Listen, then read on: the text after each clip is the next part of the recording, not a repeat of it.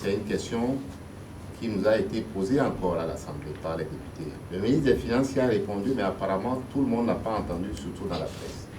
Il n'a jamais été question, en tout cas pour l'instant, de prélever des taxes sur le paillot.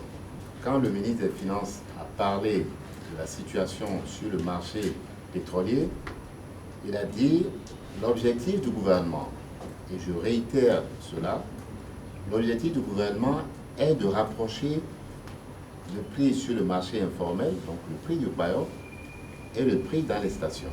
De faire en sorte que les prix soient suffisamment proches pour que les consommateurs ne soient pas attirés vers le paillot. Il n'est pas question de mettre des impôts sur le paillot. Le projet Beteru, Chaoru, Kaswada.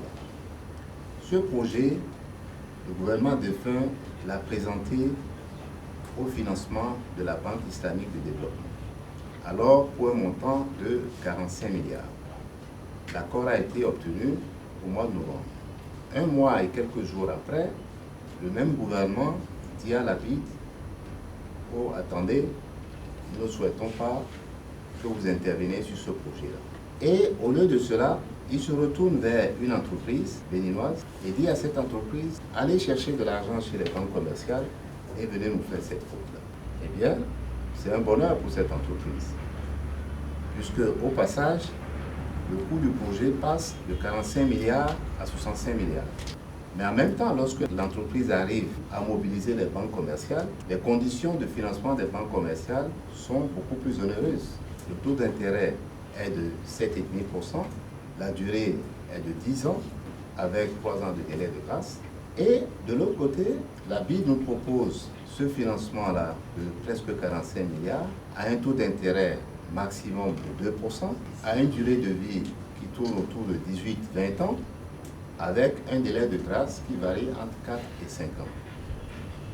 Choisissez.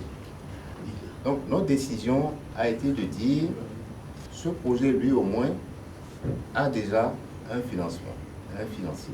Nous allons nous retourner vers lui pour dire, nous sommes disposés à revenir vers vous. Qu'est-ce qu'il y a de mauvais en ça? La décision du gouvernement sur ce projet, je le répète, est bien de maintenir ce projet et de le financer. Donc notre engagement sur ces différents projets que nous avons pour l'instant suspendus est de les revisiter un à un, de voir par quelle modalité nous allons financer chacun d'eux dans les mois qui viennent.